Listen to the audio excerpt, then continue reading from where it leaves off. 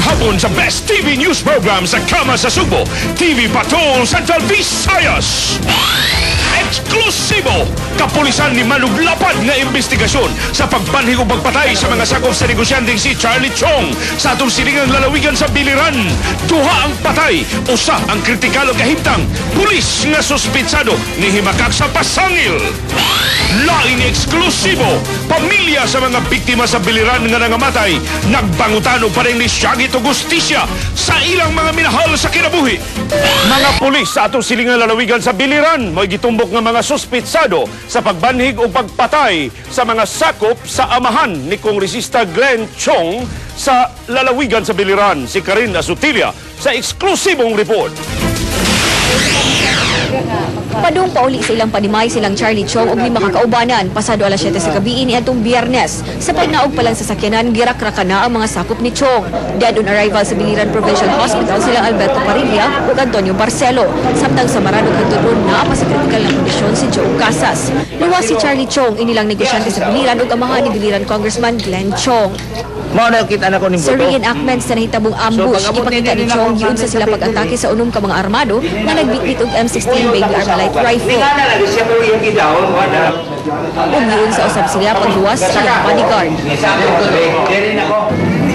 Gila ni Chong ang usa sa mga suspect na manhiga si SPO Renato Saul, sakop sa Provincial Police Office sa Biliran.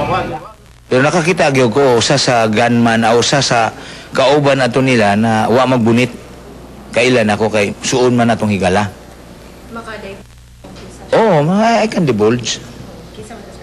Si Saul. Apan di makakni Saul ang pasangil ni Chong. Matud niya na asiya sa ilang panimay atul sa maong insidente. Di pa matud-an sab kini sa iyang kauban sa trabaho.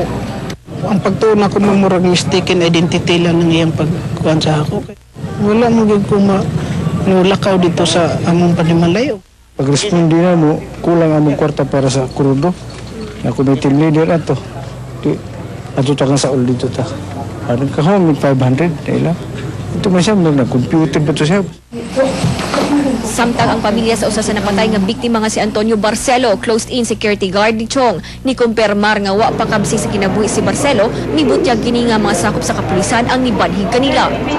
Ayun lang siya nga, si IDG kuno ang nagkuan sa iya ha, ang nagbira daw sa ilaha. Laing napatay atong sa mauban mo si Alberto Parilla, ig-agaw sa kanhibiliran Governor Danilo Parilla. Kinsagi po si patay usab ni atong 2006 atol sa iyang pag-abot sa Sugbo gikan sa Naval. Ang itumbok nga mamumuno ni Danilo nga si Iyuhit kaagi hapon ron sa BBRC. Kining maong sakyanan may gisakyan ni Mr. Chong atul sa mga panghitabo nga gibanus usab sa mga suspitsado pag-ikyas. Na-recover ni sa mga kapulisan dito na sa Biliran Firing Range kagahapon sa buntag. Gibiyaan sa mga suspitsado dinhi sa crime scene ning auto nga ilang gisakyan. Katong tagiya po sa katong sakyanan karon katong Lancer no na amo to na verify ang tagiya sa sakyanan.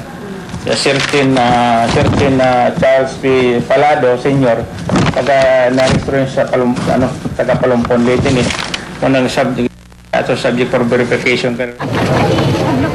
Karin Asutilia, ABS-CBN News, Naval, Biliran. Sa lambigit nga report, hustisya ang ipangayo ron sa pamilya sa mga biktima sa ambush dito sa Naval, Biliran. Mubalik si Karin Asutilia sa laing eksklusibong report. Pagsuli pa lang sa patayng lawas ni Alberto Parilla sa iyang panimay, nagminatay naghilang ang iyang mga kabanay. Si Parilla, barangay konsihal sa Santissimo Rosario sa Naval, suod nga higala sa pamilyang Chong, ug siya mo ay unang natusak-tusak sa daghang bala sa dihang gibalhigan sila sa mga armadong grupo ni atong Biyernes. Matod sa kapikas sa biktima, way bisan unsang talimad-on nga mubiya na diay ang iyang bana kanila. Taya man na siya luto, naghikay sa iyang itaya ba, yang tod langit-ngitan. Ako siyang ibang nga manihapon mataton kay gabiin naman din nangaghukan naman ang mga bata. Isa di na kumukaon kay. Ang kamugalangang apo ni Parilla, way kasudla ng iyang kapungot sa mipatay sa iyang lolo.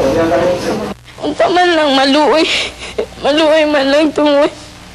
Using-kasing nga nagpatay niya. Madakpan man lang to. Nakaangkunog-unom kapinusilan sa lawas si Parilla. Samtang kining usa ka dosena nga shampoo ang gikabilin lamang ni Antonio Barcelo sa usa sa upat ini ka mga anak. Nakaplaga ni Tony Rose sa bulsa sa jacket sa iyang amahan. Nagpapalit man ko sa iya og shampoo din. Pag adto niya sa siya ni ingon siya galit na. Nang gudi asan naman ang shampoo nga ingon siya na. Ayaw sabon na lang sa gamitan niya. Nasuko ko sa iya din. Pag kuan na luto na sa ospital. Gihatag sa amoa ang jacket niya. Nakita na ko dito ang shampoo. Nga, muna lang to ang last ng story sa iya. Si Barcelo, bago lang niretiro sa pagkapulis ug nanarbaho isang close-in bodyguard ni Chong. Kasi ito nagkuhan mo, kasi ito naggunit ni mo diha. Karin Asutilla, ABS-CBN News.